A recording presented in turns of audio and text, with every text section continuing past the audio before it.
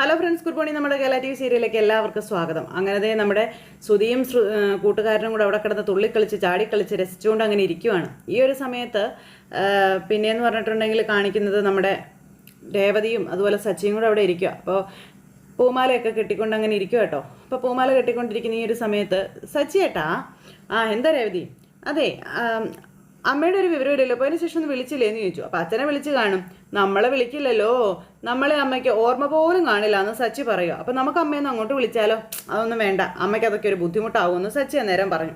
ശരിയാ, ഇനി നമ്മൾ വിളിച്ചിട്ട് അമ്മയുടെ സമാധാനം കളയണ്ടല്ലേ സച്ചേട്ടാ എന്ന് രേവതി ചോദിക്കുക. അതേന്നും പറഞ്ഞു. അങ്ങനെ ഇവർ സംസാരിച്ചുകൊണ്ട് ഇങ്ങനെ നിൽക്കുമ്പം വീട്ടിൽ ചിലവിന് ഇപ്രാവശ്യം കാശ് കൊടുക്കണം, കാറിൻ്റെ ഡ്യൂ അടിക്കണം, എന്നെ ഹോസ്പിറ്റലിൽ കാണിക്കണം, എന്തൊക്കെ പണിയുണ്ട്, ഇതെന്താ ജോലിക്കൊന്നും പോവാത്തെ? അപ്പോൾ മുറി കെട്ടണം, ഇതിനൊക്കെ കാശ് വേണ്ടേ? ഇവിടെ ഇങ്ങനെ ഇരുന്നാൽ ശരിയാവുമോ? നിൽക്കല്ലേ, പോകണം എന്നൊക്കെയല്ലേ പറയുന്നേ? അതെ, ഇവിടെ എന്നെ നോക്കിയിരുന്നാലെല്ലാം തകിടം മറിയുമെന്ന് പറഞ്ഞു രേവതി. ആ പേടിയെന്ന് എനിക്ക് വേണ്ട, എല്ലാം സച്ചി കൃത്യമായിട്ട് തന്നെ നടത്തുമെന്ന് പറഞ്ഞു. പിന്നെ മുൻപത്തെ സച്ചി അല്ല ഇപ്പോൾ, അത് നിനക്കറിയാമല്ലോ. അതെനിക്കറിയാം. മുൻപത്തെ സച്ചിയെ ഈ രേവതി നല്ല കുട്ടിയാക്കി എടുത്തില്ലേ എന്ന് ചോദിച്ചു. സച്ചി അന്നേരം ഇരുന്ന് ഇങ്ങനെ ചിരിക്കുക. പറഞ്ഞത് ശരിയല്ല എന്ന് പറഞ്ഞാൽ അച്ഛമ്മ എന്നെ തല്ലും, അതുകൊണ്ട് ഞാനായിട്ടൊന്നും പറയുന്നില്ല. അപ്പോഴേക്കും അയ്യോ അമ്മയെന്ന് പറഞ്ഞു ഭയങ്കര ഒച്ച. അപ്പോൾ എൻ്റെ നടു പതുക്കെ പതുക്കെ, അയ്യോ അമ്മേ പതുക്കെ തരുമോ എന്ന് പറഞ്ഞു വലിവാലി കിടന്ന് കരയുക. അപ്പോഴേക്കും സച്ചിയുടെ ശ്രുതിയല്ലേ കരയുന്നു. ഓടിച്ചെന്ന് നോക്കി, എന്ത് പറ്റിയെന്ന് നോക്ക്, വേഗം ചെല്ല്, അവിടെ അച്ഛനും അച്ഛമ്മയൊക്കെ ഇല്ലേ, അവർ നോക്കിക്കോളും, എനിക്കൊന്നും പറ്റത്തില്ല എന്ന് സച്ചി പറയുമ്പോൾ അയ്യോ അമ്മേ എന്നും പറഞ്ഞുകൊണ്ട് ഇങ്ങനെ കാറിക്കൊണ്ടിരിക്കുക ശ്രുതി. അപ്പോൾ കരച്ചിൽ കൂടിക്കൂടി വരിക. എന്താ സംഭവിച്ചിട്ടുണ്ടോ? നിങ്ങളൊന്ന് പോയി നോക്കിയ സച്ചേട്ടാ, ഒന്ന് ചെല്ല് സച്ചേട്ടാന്നും പറഞ്ഞു ഒന്ന് തള്ളി സച്ചിയെ പറഞ്ഞു വിട്ടു. എന്നാലും എന്തൊരു കരച്ചിലായത് എന്നും പറഞ്ഞു രേവതി ഇങ്ങനെ അവിടെ ഇരിക്കുക. അപ്പോഴേക്കും എന്താ സംഭവം, നമ്മുടെ ശ്രുതിയെ അച്ഛമ്മ ചവിട്ടി തിരുമ്മിക്കൊണ്ടിരിക്കുക അവിടെ. ഈശ്വരാ, ഇത് പണിയായല്ലോ എന്നും പറഞ്ഞ് ഇങ്ങനെ ഇരിക്കുക കേട്ടോ. അപ്പോഴേക്കും അച്ഛമ്മ ചവിട്ടി തിരുമാന്ന് പറഞ്ഞാൽ ഭയങ്കര തിരുമ. അപ്പോഴേക്കും നമ്മുടെ അച്ഛനും സച്ചിയും കൂടെ ഓടി വന്നു. അയ്യോ ശ്രുതി മോൾക്ക് വയ്യ, ഇനിയിപ്പോൾ എന്ത് ചെയ്യും എന്നും പറഞ്ഞുകൊണ്ട് നമ്മുടെ അച്ഛൻ ഇങ്ങനെ. അപ്പോഴത്തേക്കും സച്ചി വന്നപ്പോൾ സച്ചിയോട് ചുമ്മാ കേട്ടോടാ എന്ന് പതുക്കെ ചെവിയിൽ പറയാം. എന്നിട്ട് അച്ഛന് ഭയങ്കര സന്തോഷമായി. ഇവളാണെ കിടന്ന് വലിയ കാറിക്കൊണ്ടിരിക്കാം. അയ്യോ അങ്കിളെ, എൻ്റെ നടു ഇനി ഒന്നിനും കൊള്ളത്തില്ല എന്ന് ശ്രുതി. അപ്പോൾ അയ്യോ, ഞാൻ വിചാരിച്ചതിനേക്കാളും ഗുരുതരമാണ് ഇവളുടെ അവസ്ഥ എന്ന് അച്ഛമ്മ പറയുക. അപ്പോൾ നന്നായിട്ട് ചവിട്ടി തടവിയാലേ ഇത് ശരിയാവത്തുള്ളൂ എന്നും പറഞ്ഞ് അച്ഛമ്മ ചവിട്ടി കൂട്ടിക്കൊണ്ടിരിക്കാം. അയ്യോ കഷ്ടമായിപ്പോയല്ലോ മോളെ എന്ന് പറഞ്ഞുകൊണ്ട് നമ്മുടെ രവിയേട്ടനും കൊടുക്കുവാണ് ഓരോ വെച്ച്. അപ്പോൾ എന്തായാലും അമ്മയ്ക്ക് ചവിട്ടി തിരുമാൻ അറിയാവുന്ന നന്നായി, അല്ലെങ്കിൽ ഇപ്പോൾ ഹോസ്പിറ്റലിൽ കൊണ്ടുപോയേണ്ടി വരില്ലായിരുന്നു എന്നൊക്കെ ചോദിച്ചു. അപ്പോഴേക്കും അയ്യോ അങ്കിളെ, എൻ്റെ വേദന മാറി അങ്കിളെ, എൻ്റെ വേദന മുഴുവനും പോയി അങ്കിളെ എന്നും പറഞ്ഞ് ശ്രുതി. അച്ഛമ്മയുടെ ചികിത്സ ഫലിച്ചു, നടുവേദന മാറി എന്ന് സച്ചി നീട്ടി പറയാം. മാറിയാ മോളെ എന്ന് അച്ഛൻ ചോദിക്കുമ്പം മാറി അങ്കിളെ മാറി. അയ്യോ എൻ്റെ മോനെ മതി അച്ഛമ്മേ, എൻ്റെ നടുവേ അയ്യോ. അപ്പോൾ അത് കള്ളം, ഇതൊക്കെ അച്ഛമ്മയെ സമാധാനിപ്പിക്കാൻ വേണ്ടി മോള് വെറുതെ കള്ളം പറയുന്നതല്ലേ? അല്ല അച്ഛമ്മ, സത്യമായിട്ടും അല്ല. മോളുടെ വേദന ഒട്ടും മാറിയിട്ടില്ലെന്ന് അച്ഛമ്മയ്ക്ക് അറിയാം. അയ്യോ എൻ്റെ പൊന്നച്ഛമ്മ മതി. അപ്പം അച്ഛമ്മയുടെ മനസ്സ് വേദനിക്കാതിരിക്കാൻ വേണ്ടി സ്വന്തം നടുവിൻ്റെ വേദനയെ നീ അവഗണിക്കരുത് കേട്ടോ മോളെ. അയ്യോ ഞാൻ സത്യമാ അച്ഛമ്മ പറഞ്ഞ് എൻ്റെ വേദന മൊത്തം മാറി അച്ഛമ്മേ, എൻ്റെ വേദന മൊത്തം മാറിയെന്ന് പറയുമ്പം എന്നാലും അച്ഛമ്മ ദുഷിപ്പെല്ലാം കൂടെ പുറത്ത് വരുന്നത് വരെ ഒന്നുകൂടെ തിരുമട്ടെ മോളെ എന്ന് അച്ഛൻ അങ്ങ് പറയും. അല്ലെങ്കിൽ ചിലപ്പോൾ വീണ്ടും വേദന വരുവേ. അയ്യോ വേണ്ടെങ്കിലേ, വേണ്ടെങ്കിലേ, ഈ വേദന ഇനി ഒരിക്കലും തിരിച്ചു വരില്ല എന്ന് പറഞ്ഞു. എന്നാൽ പിന്നെ അച്ഛമ്മ തൽക്കാലം ചികിത്സ അവസാനിപ്പിച്ചോളാൻ പറഞ്ഞു. എന്തായാലും ഇപ്പം മോൾക്ക് വേദന കുറവുണ്ടെന്നല്ലേ പറഞ്ഞത്, ഇനി മോള് പണിയൊക്കെ എടുക്കുമ്പോൾ എങ്ങനെയാണെന്ന് നോക്കുക, അതിനുശേഷം നമുക്ക് വേദനയ്ക്ക് ഈ ചികിത്സ തുടരണോ വേണ്ടയോ എന്ന് തീരുമാനിക്കാമെന്ന് പറഞ്ഞു അച്ഛമ്മ. രവി നീ പിടിക്കാൻ പറഞ്ഞു. അങ്ങനെ അപ്പോൾ അതൊക്കെ പിടിച്ച് എഴുന്നേൽപ്പിക്കുക. അപ്പോഴത്തേക്കും ശ്രുതി എഴുന്നേറ്റിട്ട് ഇങ്ങനെ ഈ തവള നിൽക്കുന്ന പോലെ നിൽക്കുക. എന്നാ പറ്റി മോളെ നീ എഴുന്നേക്കാത്തത്, നിവർന്ന് നിൽക്കാത്തതെന്ന് ചോദിച്ചു. അപ്പോഴത്തേക്കും ശ്രുതി ഞാൻ നിവർന്നു എന്നും പറഞ്ഞ് ഇങ്ങനെ നിൽക്കുക കേട്ടോ ശ്രുതി. ഭയങ്കര ചിരി. ഇപ്പോഴും എഴുന്നേറ്റ് നിൽക്കാൻ നല്ല ബുദ്ധിമുട്ടുണ്ട് മോൾക്ക്, വേദന അങ്ങനെ പൂർണ്ണമായും മാറിയോ എന്ന് എനിക്കൊരു സംശയമുണ്ട് കേട്ടോ എന്ന് അച്ഛൻ പറഞ്ഞു. എങ്കിലേ കുറച്ചുകൂടി ഒന്ന് ചവിട്ടി തിരുമേണ്ടി വരുമെന്ന് പറഞ്ഞു അച്ഛമ്മ. അയ്യോ വേണ്ട, എൻ്റെ വേദന കംപ്ലീറ്റ് മാറി, ഒരു കുഴപ്പമില്ല എന്ന് ശ്രുതിയെ അവിടെ ഇട്ട് കൊല്ലാക്കല ചെയ്യുവാണ് നമ്മുടെ അച്ഛമ്മ. അപ്പോൾ നാട് ശരിക്കും ചവിട്ടി ഓടിച്ചെന്ന് തന്നെ പറയാം. അപ്പോൾ ശരിക്കും എൻ്റെ വേദന മാറി, ഇപ്പം എനിക്ക് കുഴപ്പമൊന്നുമില്ല. വേദന മാറിയെങ്കിൽ നീ മേലോട്ടും താഴോട്ടും ചാടി കാണിച്ച്, വേദന ഇല്ലെങ്കിൽ ചാടാൻ ബുദ്ധിമുട്ടുണ്ടാവില്ലല്ലോ. ശരിയാ മോള് കാണിക്ക് എന്നും പറഞ്ഞുകൊണ്ട് നമ്മുടെ രവിയേട്ടൻ. അപ്പോൾ മോളിലോട്ട് ചാടണമല്ലേ, അപ്പോൾ കാണിക്കും മോളെ എന്നും പറഞ്ഞ അച്ഛമ്മ. അപ്പോഴത്തേക്കും ശ്രുതി നല്ല സൂപ്പറായിട്ട് ചാടി കാണിക്കുക. ഇനിയിപ്പോൾ ഒരു കുഴപ്പമില്ല, മോളി ഇതിന് ചുറ്റും ഒന്ന് ഓടിക്കാണിച്ച്. ഞാനോടാ അങ്ങനെ നമ്മുടെ ശ്രുതി അതിലെല്ലാം ഓടുക, സ്റ്റെപ്പൊക്കെ ചാടി ഓടി കയറുവാണ്, താഴേക്ക് ഇറങ്ങി. ഇപ്പോൾ ഒരു കുഴപ്പമില്ല അച്ഛമ്മേ. ആ മിടുക്കി, എല്ലാം ഒക്കെ ആയാലോ, എങ്കിൽ പോയി ഇനി മോള് ജോലി ചെയ്തോളാൻ പറഞ്ഞു. അപ്പോൾ ജോലിയോ, പിന്നെ അല്ലാണ്ട് ചുമ്മാതെയാന്നാണോ നീ ഓർത്തത്? തറ തുടച്ചുകൊണ്ടിരുന്നപ്പോഴല്ലേ നിന്റെ നടു വെട്ടിയത്, ഇപ്പൊ ശരിയായില്ലേ, ബാക്കി കൂടി നീ തുടച്ചോളാൻ പറഞ്ഞു. ചെല്ല് എന്ന് പറഞ്ഞ് നിർബന്ധിച്ച് ശ്രുതിയെ പറഞ്ഞു വിടുക. ശ്രുതി അങ്ങ് പോയി കഴിഞ്ഞപ്പോൾ തറ തുടച്ച് കഴിയുമ്പോൾ നീ എന്നോട് പറയണം കേട്ടോ ശ്രുതി മോളെ, ഞാൻ പറഞ്ഞോളാം അച്ഛമ്മേ എന്നും പറഞ്ഞ് അങ്ങനെ അങ്ങ് പോവുക. പിന്നെ നടുവിന് വലിയ പ്രശ്നം വന്നാലും പറയണേ, അത് ഞാൻ പറഞ്ഞോളാം. ശരി ചെല്ല് എന്ന് പറഞ്ഞ അച്ഛമ്മ ശ്രുതിയെ പറഞ്ഞു വിട്ടു. നാശം വെളുക്കാന്ന് വെച്ചത് പാണ്ടോ എന്ന് പറഞ്ഞ് ശ്രുതി അവിടെ നിന്ന് അങ്ങ് പോവുക. അച്ഛമ്മയ്ക്ക് അല്പം നാട്ടുവൈദ്യമൊക്കെ അറിയാമെന്ന് എനിക്ക് അറിയാമായിരുന്നു, എന്നാലും എപ്പോഴേ ചവിട്ടിത്തിരുമൊക്കെ പഠിച്ചെന്ന് സച്ചി ചോദിച്ചു. എടാ ഞാൻ തിരുമാൻ പഠിച്ച കാഴ്ച നീ കണ്ടോണ്ടിരുന്നതെന്ന് അച്ഛമ്മ സച്ചിയോട് പറയാം. സച്ചി ഞെട്ടിപ്പോയി. അപ്പോൾ ശ്രുതിയാണ് എൻ്റെ ആദ്യത്തെ ഏരാന്ന് പറയുമ്പോഴത്തേക്ക് ഒരൊറ്റ ചിരിയായിരുന്നു. അപ്പോൾ എൻ്റെ അമ്മ എന്താന്ന് ചോദിച്ചു. അപ്പോൾ അവൾ എൻ്റെ മുന്നിൽ കാണിച്ച കള്ളത്തരത്തിന് നല്ല ഭംഗിയായി ചവിട്ടി തിരുമി ഞാൻ അവളുടെ അടവ് അവളുടെ കയ്യിൽ തന്നെ വെച്ചു കൊടുത്തടാ എന്ന് അച്ഛമ്മ. അപ്പോൾ എൻ്റെ അച്ഛമ്മേന്ന് പറഞ്ഞ് നമ്മുടെ സച്ചി താടയ്ക്ക് കൈയും കൊടുത്ത് ഇങ്ങനെ നിൽക്കുക. അച്ഛമ്മ അവിടെ പൊരുതി ചിരിക്കുക. അവളെ എനിക്കിട്ട് പണിയാൻ നോക്കിയതാ, നല്ല മുട്ടം പണി തന്നെ ഞാൻ തിരിച്ചു കൊടുത്തില്ലേ. എന്തായാലും അവക്കടെ കാല് തിരുമിയത് കൊണ്ട് എനിക്കൊരു പണി കിട്ടി, എനിക്കൊരു തിരുമുകാരൻ്റെ അടുത്ത് പോകണം, എൻ്റെ കാൽ ഉളിക്കെന്നാ തോന്നുന്നതെന്ന് അച്ഛമ്മ പറഞ്ഞ് അയ്യോ എന്ന് പറഞ്ഞിരുന്ന് തിരുമുക. അപ്പോഴത്തേക്കും സച്ചിയും അച്ഛനും അവിടെ നിന്ന് ഇങ്ങനെ ചിരിക്കുക. ഈ സമയത്ത് കഥകളെല്ലാം രേവതിയോട് പറഞ്ഞു കൊടുത്ത് രേവതി ഇങ്ങനെ ചക്രത്തിൽ ഉരുട്ടിക്കൊണ്ട് അതിലെല്ലാം നടക്കുക. സച്ചി അച്ഛമ്മ കുറച്ച് ദിവസം കൂടി ഇവിടെ നിന്നാലേ അവരുടെ എല്ലാ കള്ളത്തരങ്ങളും പൊളിച്ച് അച്ഛമ്മ കൈ കൊടുക്കുമെന്ന് പറഞ്ഞേ. അപ്പോൾ അച്ഛമ്മ എന്തായാലും കുറച്ച് ദിവസം ഇവിടെ കാണുമല്ലോ, ശ്രുതിയുടെ കാര്യത്തിൽ എന്തായാലും ഒരു തീരുമാനമാകുമല്ലേ എന്ന് രേവതി ചോദിക്കുമ്പോൾ അതെ എന്ന് പറഞ്ഞ് സച്ചി നിന്ന് ഭയങ്കര ചിരിയാ. അപ്പോൾ നമ്മുടെ രേവതി എന്നിട്ട് അവിടെ എന്ത് എഴുതിക്കൊണ്ടിരിക്കുക. ഈ സമയത്ത് സച്ചി കൈ നീട്ടി കാണിച്ച് അങ്ങോട്ട് പുറത്തേക്ക് നോക്കി ഭയങ്കര ചിരി. ഈ സമയത്ത് നമ്മുടെ ശ്രുതി ഇങ്ങനെ നടു താങ്ങി ഇറങ്ങി വരിക.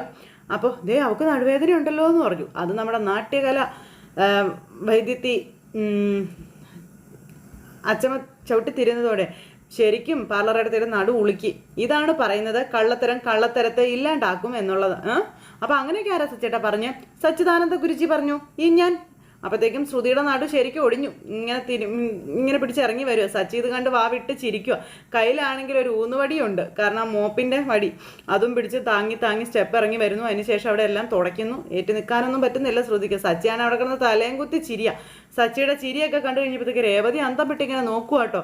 അയ്യോ എന്നും പറഞ്ഞ് സച്ചി കിടന്ന് ചിരി. ഒരു കൈ നടുവിനും കുത്തി മറ്റേ കൈ കൊണ്ട് മോപ്പും കൊണ്ട് ഇങ്ങനെ തുടച്ചുകൊണ്ടിരിക്കുക നമ്മുടെ ശ്രുതിയെ. അങ്ങനെ ചിരിച്ച് നമ്മുടെ സച്ചി അവിടെ കിടന്ന് ഉറങ്ങിയും പോയി. അത് കഴിഞ്ഞ് പിന്നെ കാണിക്കുന്നത് ഗുണ്ടകളെ പറഞ്ഞു വിട്ടിട്ട് നീലിമരുന്ന് ഗുണ്ടകളെ വിളിയാ. ഗുണ്ടകളാണെങ്കിലോ സുധിയുടെ തൊട്ടരികിൽ നിൽപ്പുണ്ട്. മേഡത്തിൻ്റെ കോള് കണ്ടപ്പോഴത്തേക്ക് ഇവർ ചാടി എടുത്തു. ഹലോ മേഡം, സുധിയെ കൊണ്ടുവരാമെന്ന് പറഞ്ഞ് ഇവിടുന്ന് പോയിട്ട് നേരെ ഇത് എത്രയായെന്ന് ചോദിച്ചു നീലിമ. നിങ്ങളെന്താ ഒന്ന് ഫോൺ വിളിക്കുക പോലും ചെയ്യാത്തതെന്ന് ചോദിച്ചു. അപ്പോഴേക്കും അവർ വിവരങ്ങളും കാര്യങ്ങളെല്ലാം പറഞ്ഞു.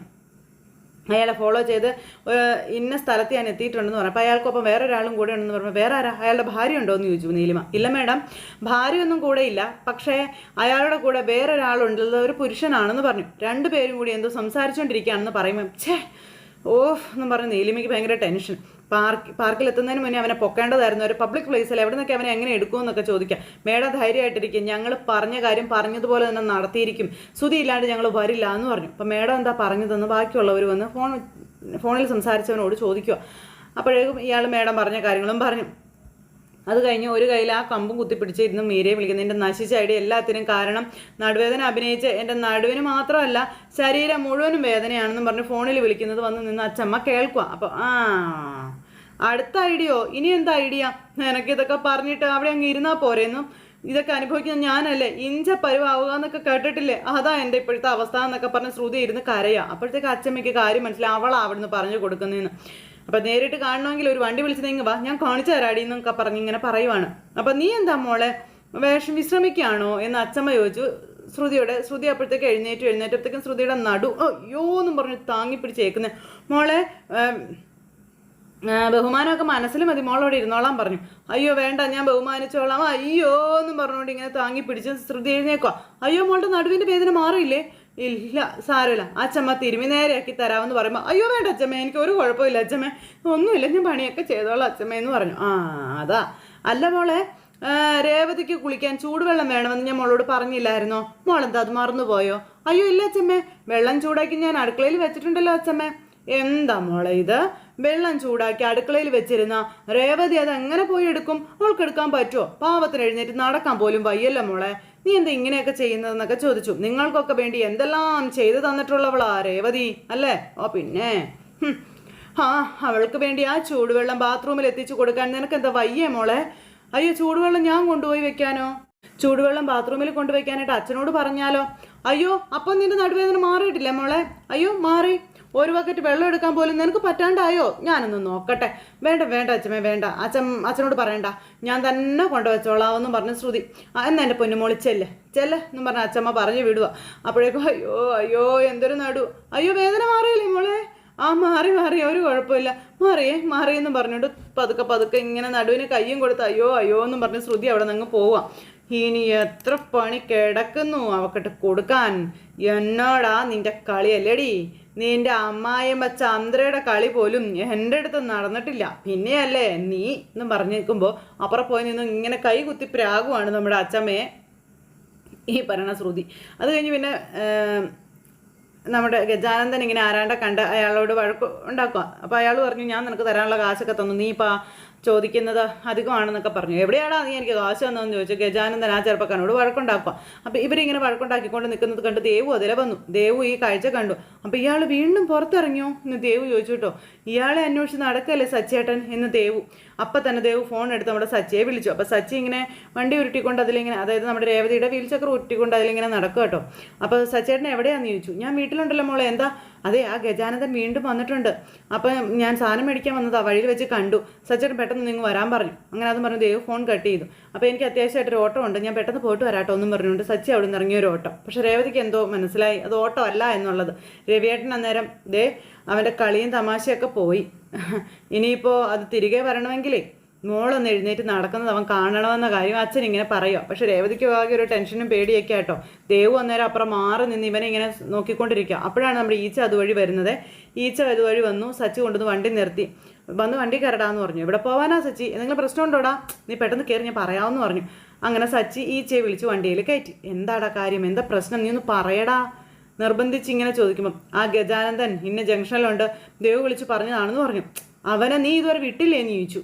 അങ്ങനെ വിടാൻ വല്ലതും പറ്റുമോ? ആക്സിഡൻറ്റിന് പിന്നിൽ അവൻ തന്നെയാണെന്നും അത് ഞാൻ അവനെ കൊണ്ട് പറയിപ്പിക്കുമെന്നുള്ള കാര്യം സച്ചി പറയാം. പിടിച്ച് ഞാൻ അവനെ പോലീസിൽ ഏൽപ്പിക്കുമെന്നും. ഈച്ചയാണെങ്കിൽ അങ്ങനെ ആയിരിക്കോടാന്ന് ചോദിച്ചു. അങ്ങനെ തന്നെ അതിന് ഒരു മാറ്റവും ഇല്ലയെന്നും പറഞ്ഞുകൊണ്ട് ഇങ്ങനെ ഇരിക്കുന്നു. ഈ സമയത്ത് അടുത്തയാളുടെ കുത്തിന് പിടിച്ച് അയാളെ ഇങ്ങനെ പൊക്കിയും താത്തിയൊക്കെ ഗജാനന്ദൻ കളിച്ചുകൊണ്ടിരിക്കുന്ന സമയത്താണ് നമ്മുടെ സച്ചി അങ്ങോട്ടേക്ക് ചെന്ന് ഗജാനന്ദൻ്റെ ഷർട്ടിന് കുത്തിപ്പിടിച്ച് അവനെ വലിച്ച് ഇങ്ങോട്ടേക്ക് മാറ്റുന്നത്. ഇങ്ങോട്ട് വാടാന്നും പറഞ്ഞുകൊണ്ട് ഗജാനന്ദനെ വണ്ടിയിൽ കൊണ്ടുപോയി എടുത്തിട്ട് ഒരു അടിയും വെച്ച് കൊടുത്തു. അവനെ എടുത്തിട്ട് റോട്ടിലിട്ട് ഇഞ്ച പരുവാക്കുവാണ്. അപ്പോൾ എൻ്റെ രേവതി ഇല്ലാണ്ടാക്കാൻ നോക്കിയവനല്ലേടാ നീ എന്ന് പറഞ്ഞുകൊണ്ട് ഗജാനന്ദനെ ആ റോട്ടിലിട്ട് ഇടിച്ച് തകർക്കുന്ന സച്ചിയും അതുപോലെ ഇതൊക്കെ കണ്ടുകൊണ്ട് നിൽക്കുന്ന നാട്ടുകാരെയൊക്കെ കാണിച്ചുകൊണ്ട് ഇന്നത്തെ നമ്മുടെ കഥ അവസാനിച്ചു. അപ്പോൾ എല്ലാവരും കാത്തിരുന്ന് കാണണം കേട്ടോ. എല്ലാവർക്കും നല്ലൊരു ദിവസം ആശംസിക്കുകയാണെങ്കിൽ എല്ലാവരും തരുന്ന സപ്പോർട്ടിനും സ്നേഹത്തിനും ഒത്തിരി നന്ദി ഹൃദയത്തിൻ്റെ ഭാഷയിൽ അറിയിക്കുന്നു. അടുത്ത സൂപ്പർ ഹിറ്റ് കഥയുമായി കാണുന്നത് വരെ എല്ലാവർക്കും നന്ദി. Bye bye, Tata.